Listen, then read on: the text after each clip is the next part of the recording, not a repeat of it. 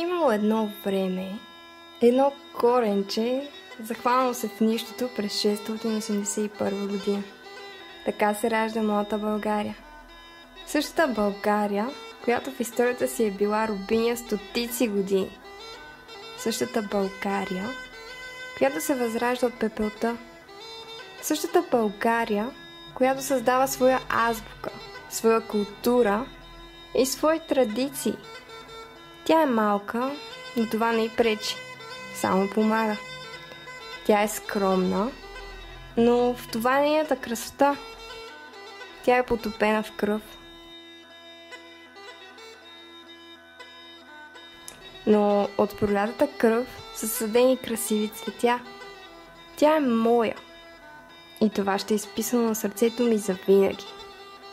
Не заспивай. Ти си българин.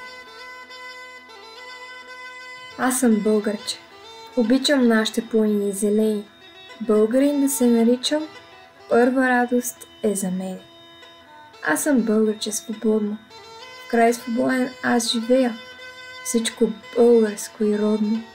Любя, тача и милея.